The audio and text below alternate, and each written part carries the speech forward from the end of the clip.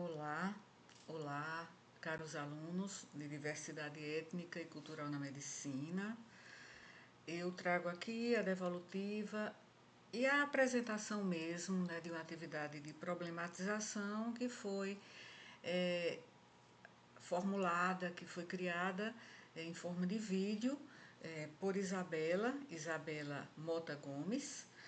E ela escolheu, dentro de um tema que ela poderia selecionar, né, do escopo de populações que têm suas necessidades de saúde comprometidas e têm disparidades nos resultados, nos desfechos de saúde, ela escolheu a população carcerária e foi uma iniciativa dela aí que eu considerei muito interessante, porque embora abordemos vários grupos, né, a saúde de vários grupos que são minorizados socialmente e que por isso não têm equidade no sistema de saúde.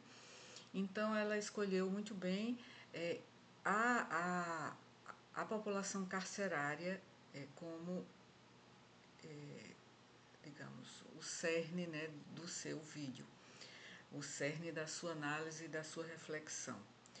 Então, ela intitulou este vídeo de O Sistema Penitenciário na Saúde. Eu até sugeriria uma reformulação no sentido de colocar a saúde no sistema penitenciário, né? Mas assim como está, também expressa o que ela quis apresentar, o que ela pretendeu estudar. Então, essa é uma atividade de problematização que tem sido uma constante na nossa disciplina e essa perspectiva, essa abordagem visa envolver os estudantes, né, em análises críticas e reflexivas sobre determinado tema, sobre determinado problema. E esses temas eles giram em torno de populações ou grupos identitários, grupos excluídos, grupos sociais que são minorizados. Então, é uma disciplina do eixo humanístico e, como tal, demanda o emprego de abordagens que estimulem o pensamento crítico, estimulem uma análise mais aprofundada e a resolução de problemas. E essa turma, a turma da qual faz parte a Isabela, que terminou o semestre há 2 dias, então essa turma, ela considero que é especialmente comprometida e participativa, uma excelente turma. Então, a ideia subjacente a essas atividades, né, de problematização tem sido, digamos assim, buscar, né, criar um ambiente de aprendizado mais dinâmico,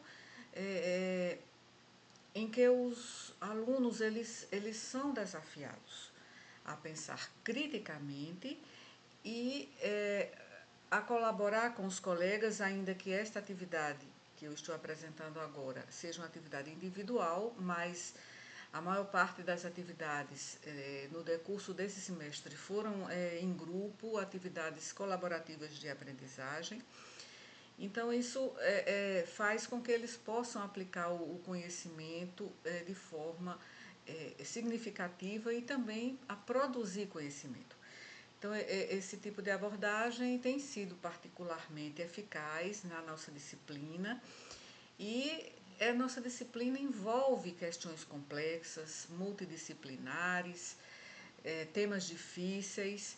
Então, como a temática que Isabela aborda. Ela aborda a disciplina no sistema, a discriminação, né, dentro da nossa disciplina de diversidade étnica e cultural na medicina.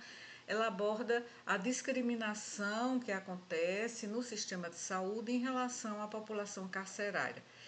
Essa é uma questão complexa, é uma questão multifacetada, que envolve diversos fatores. E a população carcerária muitas vezes enfrenta desafios significativos e o acesso a cuidados de saúde é difícil, não é adequado, e isso vai resultar em disparidades na saúde desses indivíduos dentro e fora do sistema prisional. Então, agora eu vou passar a apresentar a atividade que foi formulada, criada e apresentada por Isabela Mota Gomes, e que ela faz de uma maneira bastante voltada para a sua própria ação enquanto leitora, enquanto consumidora da cultura audiovisual, que ela comenta, né, os filmes aos quais ela assistiu, ou o filme ao qual ela assistiu, livros que leu, e com isso ela faz a problematização da questão colocada, abordando o que significou para ela de insights em relação a essa temática, que despertou o seu interesse a desenvolver essa temática. Então, eu vou agora exibir a atividade que ela preparou. Eu sou Isabela e eu vou falar, eu fugi um pouco dos temas que existiam já na matéria e eu vou falar do sistema penitenciário na saúde. E eu escolhi esse tema especialmente porque, como a gente trabalhou durante todo o semestre com pessoas que são cerceadas ou são cerceadas de alguma forma da saúde, seja pelo fato delas terem uma determinada cor de pele ou por terem uma determinada condição física ou mental, e elas, ou até por uma opção sexual, uma escolha sexual, as pessoas que estão, que fazem parte do sistema penitenciário da saúde, ou do sistema penitenciário, elas também são pessoas excluídas. E eu tive essa ideia porque eu gosto muito de uma série chamada Orange is the New Black, que fala sobre as pessoas, especialmente mulheres, no sistema prisional norte-americano. E esse ano eu li o livro de Drauzio Varela, Carcereiros, que ele versa não só sobre as histórias de vida das pessoas que trabalham lá, mas também fala sobre como as pessoas são tratadas, as dificuldades que existem e tudo mais. Enfim, essa é a primeira parte.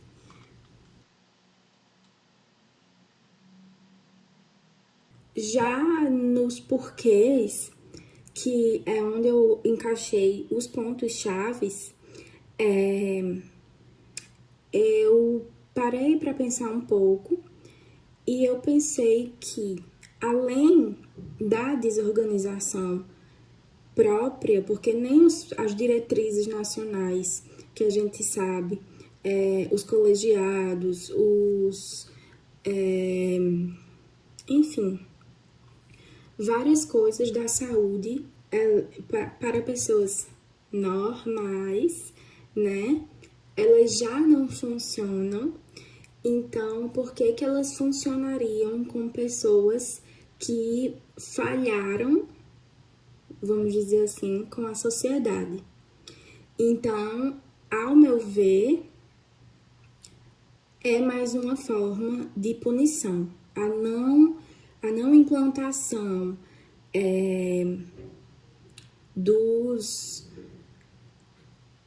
A não implantação dessas diretrizes e dos direitos, porque não é porque uma pessoa ela cometeu um crime que ela deixa de ser cidadã. Então, ela tem sim direito. Ela só, no caso, está cerceada da liberdade, mas ela tem sim direito. Ela adoece sim, ela tem sim problemas. Então, eu vejo essa forma a mais de exclusão como mais uma forma de punição. Daí, o nosso trabalho é tentar ver essa situação através do arco de Menguerês, que é a observação da realidade, os pontos chaves, a teorização, a hipótese de soluções e a aplicação à realidade. E na observação da realidade, eu coloquei dois pontos que eu já havia falado e comentado antes, que é a população carcerária tem a sua saúde negligenciada, ainda que exista todo um plano nacional de cuidado a essas pessoas. E outro ponto de observação é que as mulheres sofrem ainda mais pelo fato até fisiológico mesmo, de as mulheres terem necessidades diferentes, por menstruarem, por terem doenças diferentes. Por exemplo, em mulheres é muito mais comum as síndromes do trato urinário. Então, elas sofrem mais com isso, as gravidezes. Então, no geral, o que a gente observa é isso. É que tem esses dois pontos e que não deveriam ocorrer justamente porque existe um plano que deveria ser guia, existe financiamento para isso, e deveria ser um guia, só que não acontece. E aí a gente tenta se perguntar o porquê. E o guia de saúde nas prisões, que ele foi feito pela OMS em 2007, é o que afirma que as pessoas não devem sair piores do que entraram.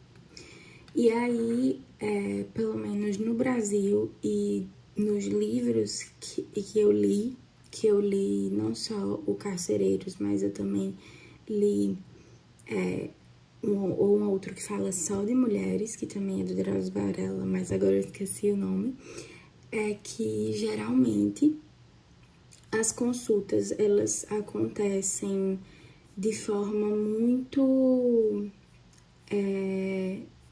espaçada, não é assim, você tá tendo uma urgência, bom, você vai ter que esperar. E aí você espera bem mais do que pessoas normais esperariam em uma fila do SUS. Você espera bem mais do que enfim, se você estiver precisando e tá no Brasil. Eu achei um trecho de uma conversa de uma pessoa que tinha uma transferência interna para fazer, que é uma pessoa privada de liberdade e com suspeita de tuberculose. E aí ela diz assim: não dão atenção, ficam nos enrolando lá. É sempre assim. O atendimento é difícil, eles custam a ir. Eles não trazem nada. Arrumam um remédio para você, mas não traz. Às vezes está ali. Às vezes chega gente que vem de outros anexos que eu nunca vi, mas estão ali e colocam todos nós juntos. Tuberculose, que nunca passou aqui para ver o que é. Chega da rua e aí jogam junto com você lá. e acaba pegando tuberculose. Aí você pode vir para cá, não tem como, tem que marcar. A gente vai pedir para trazer o tratamento, os agentes falam que tem que agendar. E se você encaminha o seu nome, nunca está agendado. E aí é onde tem que ficar sacudindo o pavilhão. E para finalizar o arco de Mangueirês, existe a hipótese de soluções. E, assim, as duas hipóteses que eu coloquei a primeira sendo o aumento da fiscalização e gerar um sistema de denúncias anônimas para os presos de quando isso ocorrer, de quando eles estiverem tendo atendimento médico negado. Só que, na verdade, verdadeira, a gente sabe que é uma situação muito difícil e muito delicada, tendo em vista que realmente são pessoas que são invisibilizadas. Então, se na minha hipótese eles estavam passando por esses problemas até como uma forma a mais de punição, como denúncias vindas de pessoas que são descredibilizadas, seria razoável e seria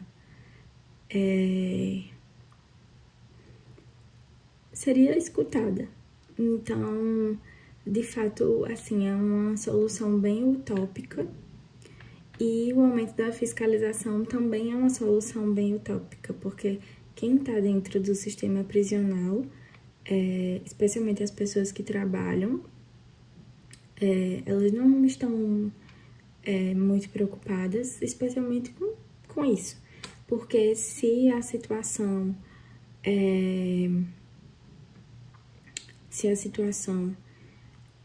ela está como está, é porque alguém deixou. Alguém deixa e alguém vai continuar deixando. Então, de fato, eu acredito que é um problema na saúde, especificamente esse problema das pessoas privadas de liberdade, é muito difícil, que é um problema onde se toca e você só acha mais problemas, e as soluções são sempre muito difíceis. Então, é isso. Eu tentei trazer uma coisa diferente, um pouco mais, assim, complexa, mas acredito que é bem importante. E, assim, existem diversas resoluções, inclusive não apenas resoluções brasileiras, mas resoluções da ONU também, e de alguns outros lugares, como a Convenção Americana sobre Direitos Humanos e o Pacto de São José da Costa Rica, que eles falam e eles são bem explícitos quando eles dizem que os prisioneiros eles não devem sair de lá, da prisão, de uma forma pior do que como entraram. Só que a gente sabe que não é exatamente isso que acontece, porque a questão da saúde, ela acaba perpassando uma questão estrutural que a gente vê na forma como o sistema carcerário é colocado. As células superlotadas, elas são muito mais fáceis para a propagação de doenças venéreas, de doenças respiratórias, como a tuberculose, e pelo fato de sempre associar as pessoas que cometeram algum delito a pessoas depravadas e tudo mais, existe sim um preconceito que quando eu fui pesquisando sobre o assunto, a maior parte das abordagens em saúde que se fazem dentro dos presídios são em relação a doenças infecciosas e sexualmente transmissíveis. E a gente sabe que não necessariamente porque uma pessoa cometeu um crime, ela é diretamente relacionada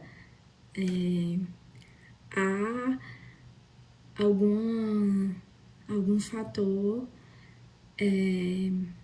sexual ou alguma forma de, não sei, de ser depravado. Não sei nem se a palavra é essa, se é assim que se aborda. Então, Isabela realmente articulou muito bem o trabalho e apresentou, né, considerando essa problemática, né, tão complexa que é a de pacientes que estão, de pessoas na condição de pacientes que estão privados de liberdade. Então aqui eu vou mostrar também o trabalho que ela apresentou em PDF, aqui quando ela se referiu ao livro Carcereiros, escrito pelo médico Drauzio Varela, e aqui a série, que não foi o filme, eu falei filme, mas a série Orange is the New Black, versam sobre a vida e a saúde dos detentos, como a Isabela disse, principalmente as detentas. E aqui ela mostra o arco de Magueiras, com as suas fases, a observação da realidade, ponto-chave. No caso, ela partiu da observação da realidade que ela viu nas artes, né? Nessa série de Orange Black. E no livro do Dr. Drauzio Varela. Aqui, ponto e chave, teorização, hipóteses de solução e aplicação à realidade. Bem, aqui, observação da realidade, ela colocou esses diapositivos no sentido das fases do ciclo de Magueiras, ou do arco de Magueiras, e aqui ela colocou um tópico, não é, que a população carcerária tem a sua população negligenciada, que mulheres geralmente sofrem mais com essa negligência. Aqui deixa eu passar, rolar a tela. Os pontos-chaves, ela colocou essa pergunta, né? Seria mais uma forma de punição, ou seja, a punição por não ter uma adequada assistência em saúde. E ela também colocou esse tópico apontando que existem leis e planos nacionais para penitenciários, mas que não são aplicados e que está contido na fala dela durante o vídeo. A teorização, ela buscou responder essa pergunta: por que isso ocorre? E as hipóteses de solução são estas, que não dá para mostrar aqui todo o slide, mas ela colocou hipóteses de soluções. Aumento da fiscalização, né, da população carcerária, gerar um sistema de denúncias anônimas também, né, de denúncias anônimas para os presos, para que eles e suas famílias denunciem os maus tratos, não é? Que há comissões de direitos humanos que fazem uma visitação, né, que dão assistência em termos, né, do direito a essas populações, enfocando especificamente problemas gravíssimos, né, como tortura, maus tratos ou tratamento desumano às pessoas que estão privadas de liberdade, que estão no sistema carcerário. E aí, só vou comentar, eu acho que ela cumpriu muito bem a tarefa, né, de fazer essa atividade em vídeo. Eu quero me reportar a um dos aspectos que ela colocou assim como uma dúvida na sua fala, em relação ao termo população depravada ou pessoas depravadas. Porque eu entendo a preocupação dela no sentido, né, de que ao criar um conteúdo para vídeos e mídias sociais, é importante evitar o uso de palavras que possam ser consideradas sensíveis, né, ofensivas. Então, muitas vezes o próprio vídeo ele digamos, bloqueado ou derrubado, né, se ele estiver numa mídia social, e em que haja, né, termos sensíveis, né, como discurso de ódio e também intolerância ou preconceito com base em fatores identitários, né, e a população carcerária faz parte de uma população minorizada socialmente.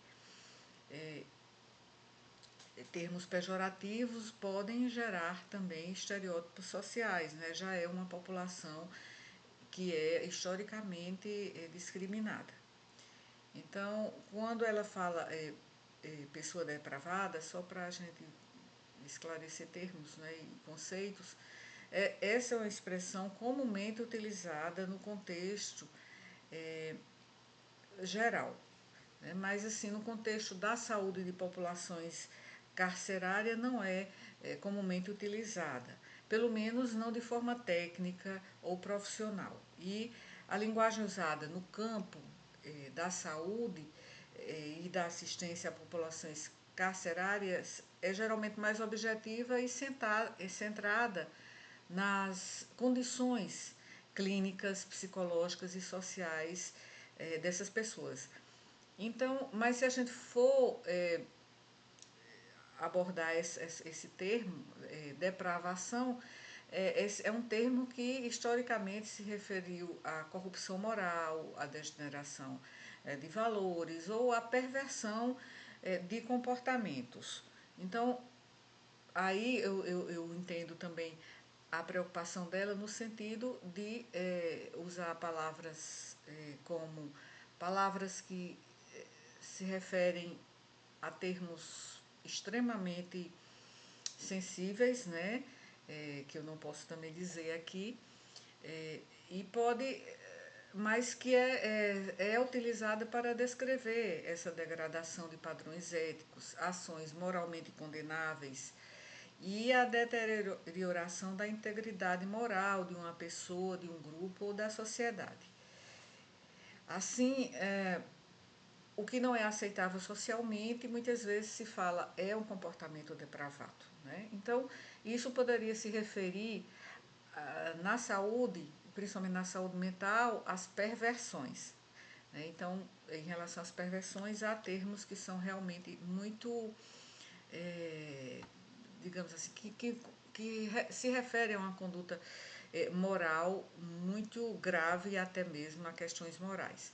Então, e vale ressaltar também nesse sentido que o significado exato dessa palavra ela também pode variar dependendo do contexto. E o contexto pode variar muito, né? E em alguns contextos ela pode até se referir mais especificamente a esses desvios morais. Então, só para um esclarecimento terminológico. Bom, eu considero que foi uma apresentação excelente, Isabela, e só para, digamos assim, destacar e enfatizar o que você disse e a título de síntese final, você mencionou alguns problemas importantes em relação à saúde da população carcerária, mas é importante também lembrar que a própria situação de estigma e de preconceito, né? É, o estigma e o preconceito faz com que a população carcerária, muitas vezes, tenha como resultado um tratamento diferente, um tratamento desigual. E geralmente é uma menor qualidade do atendimento em saúde. Então, o preconceito afeta muito a maneira como os presidiários, de uma forma geral, são tratados. E isso, independentemente das suas condições de saúde, das suas condições clínicas. E isso também gera e está associado com um acesso limitado aos serviços de saúde, como mostrou Isabela. Então, os presidiários muitas vezes não têm acesso, ou então o acesso é muito restrito a serviços de saúde adequados. Então, a falta de recursos, a superlotação, como Isabela mencionou, né? A superlotação das prisões podem levar a um atendimento muito, digamos, inferior, inadequado, ou a mesmo atrasos, né, no acesso a cuidados essenciais de saúde. Então, o próprio ambiente carcerário, como disse Isabela, pode contribuir para essas condições de saúde precárias, como ela mostrou, doenças infecciosas, né, e que ela destacou principalmente em relação às mulheres, transtornos mentais, dependência de substâncias psicoativas. Então, a falta de uma prevenção adequada e de cuidados médicos e de cuidados de enfermagem, né, cuidados de assistência social, cuidados psicológicos, pode exacerbar esses problemas. E isso impacta muito negativamente a saúde da população carcerária. E também há um aspecto que eu gostaria também de adicionar, que são os desafios relacionados à continuidade dos cuidados.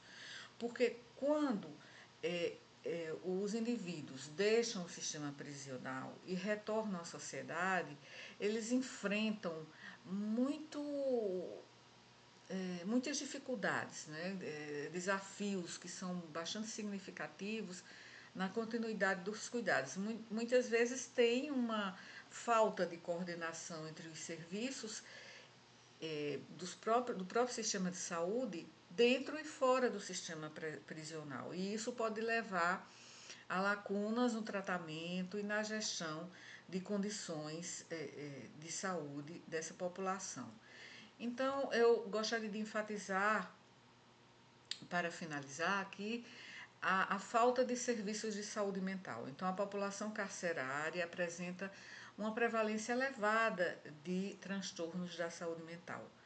Mas os serviços de saúde mental dentro do sistema prisional muitas vezes são insuficientes, o que pode resultar em um tratamento inadequado de transtornos nessa área psiquiátrica. E para combater a discriminação no sistema de saúde em relação a essa população, é essencial implementar políticas que promovam a igualdade no acesso aos cuidados de saúde, bem como a formação profissional, ou seja, que profissionais de saúde possam lidar bem com as necessidades específicas dessa população. A abordagem integrada, né, que considera a saúde física, a saúde mental e espiritual, também é crucial para garantir um tratamento justo e eficaz dessas pessoas. Além disso, a colaboração entre o sistema de saúde e o sistema prisional é fundamental para garantir uma transição, digamos assim, menos problemática e uma continuidade adequada do cuidado a que estão submetidos essas pessoas e aquelas também que estão saindo desse sistema. Então, aqui, com o título Sistema Penitenciário na Saúde, ou a Saúde no Sistema Penitenciário, mais especificamente, né, os problemas específicos dessa população carcerária foi um tema muito bem escolhido por Isabela Mota Gomes, nossa aluna do segundo para o terceiro período da graduação em Medicina da UFPB. Então, muito bem, Isabela, seu trabalho foi excelente e essa é a minha devolutiva. Então, até mais.